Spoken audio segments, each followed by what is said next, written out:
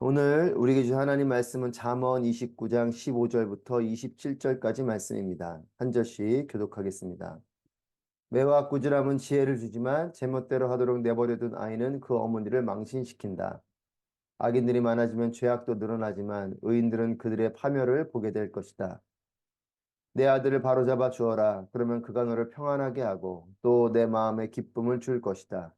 계시가 없으면 백성들은 망하나 율법을 지키는 사람은 복이 있다.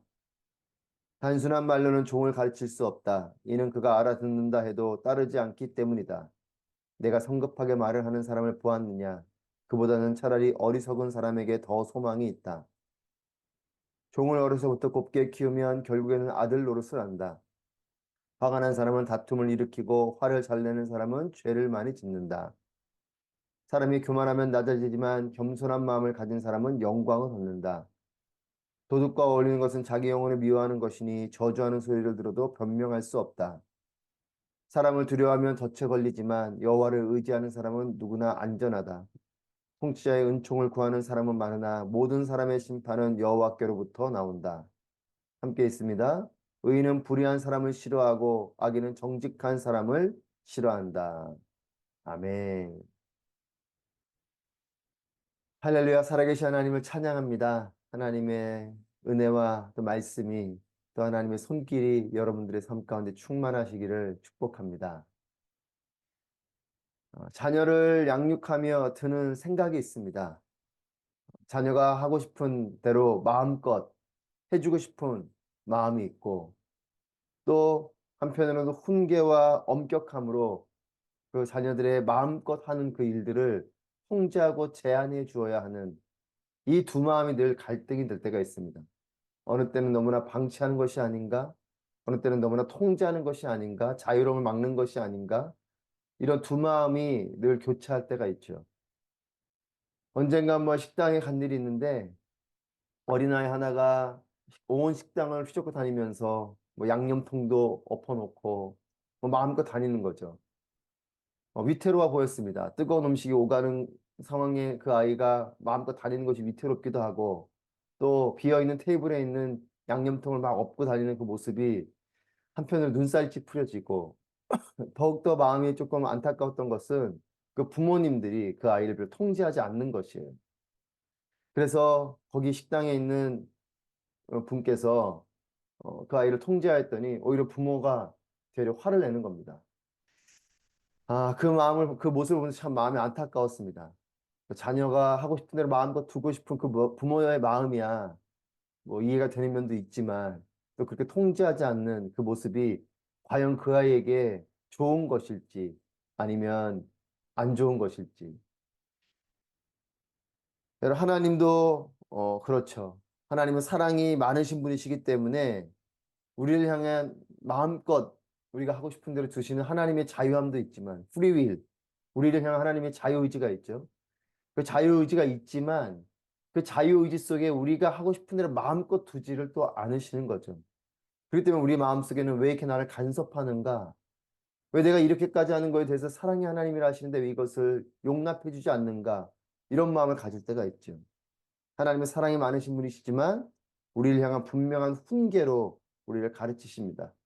여러분, 진정한 사랑은 엄격한 공의 위에서 나타나는 것이 진정한 사랑이죠. 하고 싶은 대로 그냥 두는 것, 방치하는 것은 진정한 사랑이 아닙니다. 오히려 진정한 사랑은 공의로움 속에서 통제하고 또한 그것을 제한해주고 엄격하게 그것을 가로막아 주는 것이 진정한 사랑이죠. 15절 말씀입니다. 매와 꾸지람은 지혜를 주지만 제멋대로 하도록 내버려둔 아이는 그 어머니를 망신시킨다. 사랑 여러분, 제멋대로 내버려 두는 것, 이것이 사랑 같지만, 여러분, 이 어머니의 사랑이, 제멋대로 내버려 두는 어머니의 이 사랑이 오히려 어머니를 망신시키는 것이다. 잠언 기자는 이렇게 우리에게 지혜를 가르칩니다. 여러분, 우리는 마음대로 하고 싶은 사랑을 하나님께 요구하죠.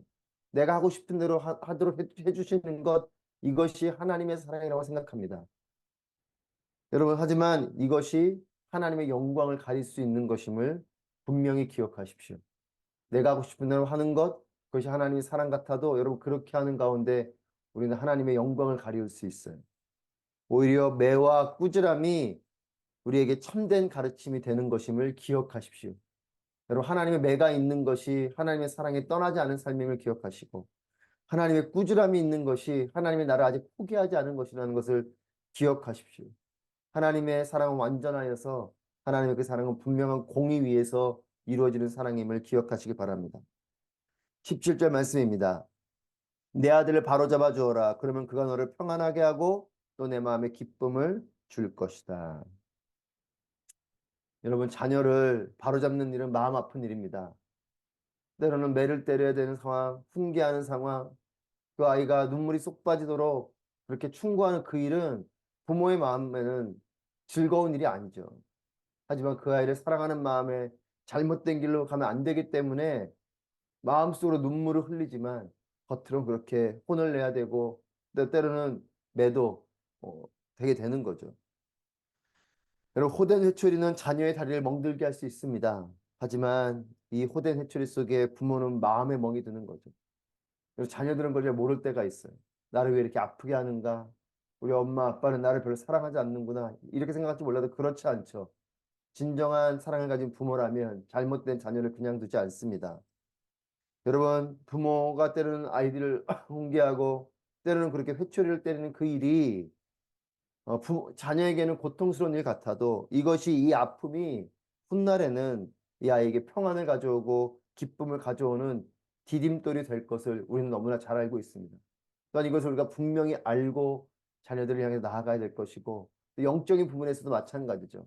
하나님의 그 분명한 징계하심이 때로는 나를 그렇게 불편하게 하시는 하나님의 가로막아 주심이 나를 제한하고 나를 힘겹게 하는 것이 아니라 그것이 진정한 나를 향한 하나님의 사랑인 것임을 기억하시기 바랍니다. 여러분, 그래서 하나님께서 사랑하는 백성들을 향해 하나님의 훈계와 매를 드시는 겁니다. 18절 19절 말씀 보시면 계시가 없으면 백성들은 망하나 율법을 지키는 사람은 복이 있다. 단순한 말로는 종을 가르칠 수 없다. 이는 그가 알아듣는다 해도 따르지 않기 때문이다. 여러분, 계시가 없으면 백성들이 망한다. 여러분, 하나님의 이 훈계의 말씀, 징계의 말씀이 없는 백성은 망하는 백성이에요. 그냥 아무런 훈계도 없이 마음대로 두는 것, 여러분, 그것이 잘 되는 것 같고 그것이 우리를 향한 사랑 같고 그것이 축복된 삶 같지만 그렇지 않습니다.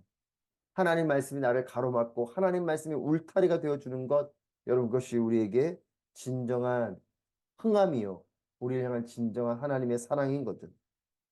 계시가 있어야 그 백성은 온전한 것이요 율법을 지킬 때에 복이 있는 것입니다. 호세아서 4장 6절 말씀에 내 백성이 지식이 없으므로 망하는도다. 하나님께서 하나님 말씀에 대한 하나님에 대한 이 지식이 없는 백성은 망한다라고 선포하고 있어요. 사랑하는 여러분, 하나님을 얻는 삶, 하나님 말씀이 내 안에 들어와 머무는 삶, 여러분, 그것이 복된 삶입니다. 때로는 그 말씀이 나를 찌르고 그 말씀 때문에 내가 불편함이 내 마음 가운데 찾아오고 내 죄성이 드러나고 때로는 그 가운데 하나님의 훈계와 호된 하나님의 매가 있을지라도 여러분, 그것이 나에게 복된 것임을 기억하십시오. 하나님 말씀이 나를 자꾸 간섭하는 삶, 여러분, 그 삶이 복된 삶입니다. 여러분, 하나님 말씀이 나를 제한하고 불편하게 하는 것 같아도 이 말씀 때문에 내가 망하지 않는다는 것을 분명히 기억하십시오. 여러분, 말씀 때문에 불편합니까? 때로는 어떤 말씀을 듣는데 그 말씀이 너무나 불편하고 찔려서 말씀을 넘겨버린 적이 있지는 않습니까? 여러분, 그 말씀이 나를 살리는 말씀임을 기억하십시오. 내 마음을 찌르는 말씀이 있는 것, 그것은 첫째는 내 영성이 살아있다는 것이요, 둘째는 그 말씀이 지금 나를 간섭하고 나를 치유하고 나를 만지고 있는 것임을 기억하십시오. 어쩌면 말씀을 읽지 않고 때로는 말씀을 읽어도 아무런 감동과 감흥이 없는 것, 이게 더 위기일 수 있어요. 아무런 것이 일어나지 않는 것이 평안 같아도 그렇지 않습니다. 그 말씀 때문에 내 죄성이 찔리는 것, 여러분, 그건 고통스러운 일이지만 그것은 소망이 있는 거죠. 여러분, 내 안에 병이 있는데 병이 있어도 내가 고통을 느끼지 못한다, 여러분, 그것은 위기입니다. 오히려 내게 병이 있을 때 고통이 깨달아지고 때로는 의사가 나를 치료하는 그 일이 내가 힘겨워도 여러분, 그것이 나를 살리는 일이죠. 하나님 말씀이 내게 들어와 찔림이 있고 나를 불편하게 하고 여러분, 그 불편함이 결국 내 죄를 떨어뜨리는 일이 되고 하나님께로 방향을 트는 일이 되는 거죠. 여러분, 말씀은 하나님을 위한 것이 아니라 나를 위한 것임을 다시 한번 분명히 기억하시길 바랍니다. 여러분, 말씀을 붙잡으셔야 됩니다. 말씀을 읽으셔야 되고 그 말씀이 내 안에서 살아 운동력 있는 말씀으로 역사되어야 함을 믿습니다. 여러분, 여러분의 삶에 그와 같은 일들이 있게 되길 축복합니다. 19절 말씀에 단순한 말로는 종을 가르칠 수 없다라고 말하면서 그가 알아듣는데도 따르지 않기 때문이다 이렇게 말하고 있어요. 여러분, 비인격적으로 그렇게 호된 징계와 매를 대라는 뜻이 아닙니다. 여러분, 이것은 인간의 죄성이 말만으로 잘 안 될 때가 있으면 말하는 거죠. 말을 하지만 그 말을 잘 듣지 않습니다. 그런 종들에 대해서는 때로는 매를 대고 강력하게 징계를 통해서 그런 틀이 있어야 이 종이 이 말을 듣는다는 겁니다. 여러분, 이것이 인간의 죄성이죠. 여러분, 우리의 자녀들도 그렇고 우리도 그랬을 것이고 지금도 우리도 그렇고 심지어 하나님 향해서도 그렇지 않습니까? 하나님 말씀이 있지만 하나님 그 말씀을 하시지만 그 말씀만으로 안 됩니다. 하나님 말씀을 온전히 듣지 않는 백성이기 때문에 여러분, 구약에 보면 얼마나 많은 하나님의 징계와 심판이 있습니까? 그 지금 우리의 삶에도 얼마나 많은 하나님께서 주시는 불편함들이 있습니까? 여러분, 그런 하나님의 불편함을 주시는 그 하나님의 징계가 또 영적인 하나님의 매가 있을 때에 여러분, 우리는 하나님 말씀을 듣게 되는 것이죠. 우리의 죄성 때문에 우리는 이런 하나님의 때로는 훈계와 징계 속에 하나님 말씀을 듣게 되는 것입니다.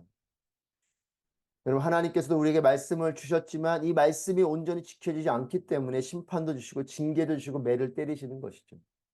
여러분, 하나님의 징계가 있다면 하나님의 말씀이 나를 불편하게 한다면 하나님을 원망하기 이전에 이것이 나의 죄성 때문이구나 이렇게 깨닫게 되시길 바라고 여러분이 이것을 버리고 하나님께로 돌이키는 우리의 삶이 되기를 바랍니다.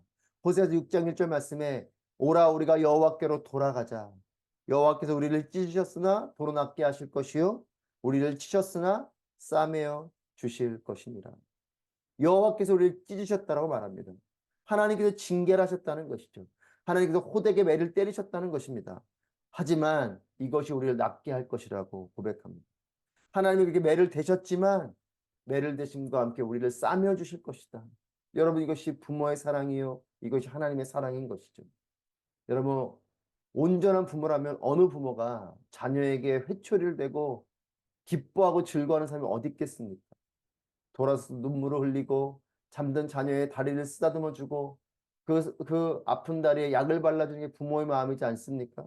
그것이 하나님의 마음인 것이에요. 사랑 여러분, 하나님의 매가 있을 때에 매를 보지 마시고 그 매 가운데 있는 하나님의 사랑을 보십시오. 여러분, 심판과 사랑이 반대인 것 같지만 사실은 같은 겁니다. 심판 속에는 하나님의 사랑이 있는 것이에요. 하나님 우리를 징계하고 우리를 괴롭혀서 하나님이 그것을 보면서 즐거워하시는 분이 아니십니다. 그 매를 때려서라도 돌아오게 하시는 분이 하나님이신 거죠. 여러분, 하나님의 매와 징계는 고통스럽고 처절하지만 이것이 우리에게 축복인 것임을 기억하십시오. 여러분, 매는 포기하지 않은 사랑의 증거입니다. 여러분, 포기한 사람은 매를 때리지 않습니다. 그냥 방치하죠. 잘못하든 잘못된 길로 가든 마음대로 가라. 마음대로 해라. 여러분, 사랑 이것은 진정한 사랑이 아니라 오히려 포기되어진 사랑입니다. 여러분, 하나님께서 나를 방치하면 편할 것 같지만 여러분, 이것은 재앙이죠. 내가 잘못된 길로 갈 때에 하나님의 내 다리를 걸어 넘어뜨리시는 것이 복된 것이에요. 저는 여러분들에게 권면하고 축복합니다. 우리의 인생이 잘못된 길로 갈 때 하나님 앞에서 넘어지게 되시기를 축복해요. 넘어지는 일을 축복한다니까 이상하십니까? 하지만 이것이 축복이에요. 내가 잘못된 길로 갈 때 아무런 일도 벌어지지 않는다. 이건 재앙입니다. 여러분, 그렇기 때문에 믿음 없는 자들, 하나님 없이 살아가는 사람들, 그렇게 마음대로 살면서 잘 되는 것 부러워하지 마십시오. 여러분, 그것이 위기일 수 있어요. 그것은 재앙입니다. 오히려 잘못된 길로 갈 때에 여러분 물질도 잃게 되고 때로는 하나님께서 내 삶을 가로막는 일들이 벌어지는 게 축복입니다. 그렇게 해야 잘못된 길로 안 가기 때문에 그래요. 여러분, 벼랑 끝으로 가는 그 자녀를 어느 부모가 그냥 두겠습니까? 그 자녀가 갈비뼈가 부러지는 일이 있더라도 그 자녀를 움켜잡고 휘어잡고 하는 것이 부모의 사랑인 것이죠. 여러분, 하나님께서 포기하시면 매도 없지만 구원도 없습니다. 하나님께서 포기하시면 간섭도 없지만 소망도 없는 것이. 사랑하는 여러분, 부모의 진정한 사랑을 발견하는 사람은 손에 들린 매만이 아니라 매를 드는 눈물의 마음을 보는 사람이 부모의 진정한 사랑을 발견하게 되는 사람입니다. 여러분, 하나님의 심판은 우리를 향한 하나님의 눈물의 마음인 것임을 기억하십시오. 선지서를 통해서 그 가운데 선포되는 여러 심판들을 통해 이 사랑을 발견하게 되는 우리 모두가 되기를 바랍니다. 심판 속에서 하나님의 사랑을 발견할 수 있다면 성숙한 신앙인 것이에요. 주시는 축복, 내가 원하는 것, 그리고 그것이 들려있는 손만을 보면서 하나님의 사랑을 발견하는 것이 아니라 때로는 매를 드신 그 손 속에서도 하나님 사랑을 발견할 수 있는 것, 이것이 성숙된 신앙이요. 이것이 진정한 하나님의 사랑을 발견하게 되는 것입니다. 사랑과 공의가 함께 균형감 있게 있는 분이 하나님이시요. 이 사랑과 공의를 함께 발견하게 되는 것이 진정한 하나님의 사랑을 발견하게 되는 것이죠. 25절 말씀입니다. 사람을 두려워하면 덫에 걸리지만 여호와를 의지하는 사람은 누구나 안전하다. 사랑하는 여러분, 사람을 두려워하지 말고 여호와 하나님을 경외하는 여러분의 삶이 되시길 축복합니다. 사람의 눈치를 보고 사람의 눈앞에 살아가는 것이 아니라 하나님 눈앞에서 살아가는 거죠. 줄 잘 서고 사람 잘 선택하는 것이 세상이 가르치는 처세술이지만 여러분, 우리는 그렇지 않습니다. 그 사람 위에 계신 하나님을 의지하여 살아가는 것이 우리의 삶인 것입니다. 사람들의 눈을 의식하기 이전에 하나님의 눈을 의지하고 사람들의 말에 영향받기 이전에 하나님 말씀에 우리의 삶이 움직여지고 또 사람들의 어떤 그 힘에 굴복되어지고 그것에 좌지우지되는 것이 아니라 하나님의 손길 아래서 우리의 삶이 나아가는 것. 이것이 진정한 하나님의 사람이죠. 사랑하는 여러분, 하나님 말씀을 경청하는 삶이 되시길 축복합니다. 말씀이 나를 살릴 것이에요. 여호와를 의지하십시오. 세상이 줄 수 없는 평안이 임하는 우리의 삶이 될 것입니다. 하나님은 우리를 사랑하십니다. 그렇기 때문에 때로는 말씀으로 징계하실 것입니다. 그 징계의 말씀 속에 우리를 싸매어 주시고 진정으로 구원으로 인도하시는 하나님의 사랑을 만나는 여러분, 요즘 삶 가운데 벌어지는 어려움이 있습니까? 그 어려움 속에 하나님은 분명히 우리에게 말씀하시고 하나님의 일들을 보여주실 것입니다. 하나님께 엎드리고 하나님 말씀에 귀를 기울이십시오. 그리고 하나님을 신뢰하십시오. 끝까지 하나님을 기다리십시오. 하나님의 놀라운 손길이 여러분들 삶 가운데 충만하시기를 주님의 이름으로 축복합니다. 기도하겠습니다.